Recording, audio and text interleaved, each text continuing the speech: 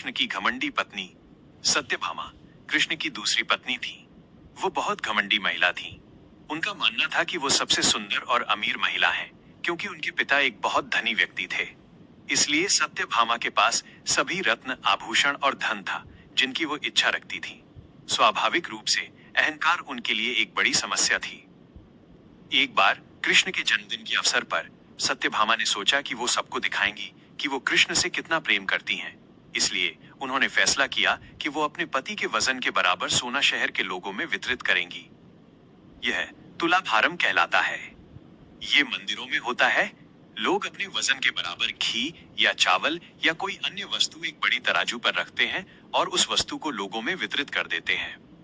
चावल, नमक, दाल या सोना या जो कुछ भी आप दान करना चाहें आप कर सकते हैं। ये प्राचीन परंपरा हमारी संस्कृति का एक हिस्सा है। सत्यभामा ने तुलाभारम समारोह का आयोजन किया। लोग बहुत प्रभावित हुए, लेकिन कृष्ण इस सबसे अप्रभावित रहे। वो गए और तराजू के एक पलड़े पर बैठ गए। सत्यभामा को अनुमान था कि उनका वजन कितना है और उन्होंने उतना सोना तैयार रखा था। लेकिन जब उन्होंने वो सारा सोना दूसरे पलड़े पर रखा तो तराजू जरा सा भी नहीं हिला। कृष्ण का पलड़ा थोड़ा सा भी ऊपर नहीं उठा। जब कृष्ण शिशु थे तब भी कुछ ऐसा ही हुआ था। एक राक्षसी उन्हें लेने आई थी। उस समय कृष्ण ने अपना वजन इतना बढ़ा लिया था कि राक्षसी वहीं गिर गई और कृष्ण उस पर बैठकर उसे कुचलकर मार डाला। क्रिया योग में एक तरीका है जिससे एक योगी अपना वजन बढ़ा या घटा सकता है। कई योगियों की कहानियां हैं जो पहाड़ जितने भारी हो सकते थे।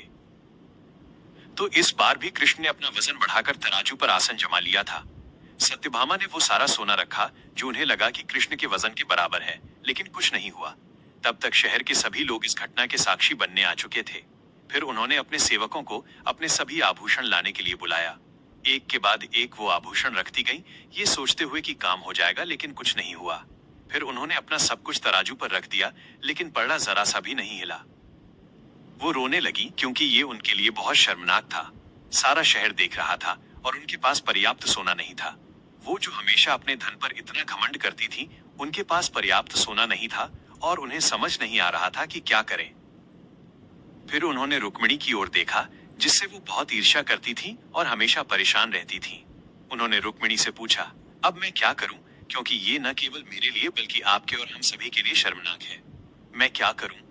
तब रुक्मिणी बाहर गईं और तुलसी के पौधे की 3 पत्तियां लाईं। जैसे ही उन्होंने उन तुलसी की पत्तियों को तराजू के दूसरे पलड़े पर रखा, कृष्ण का पलड़ा तुरंत ऊपर उठ गया।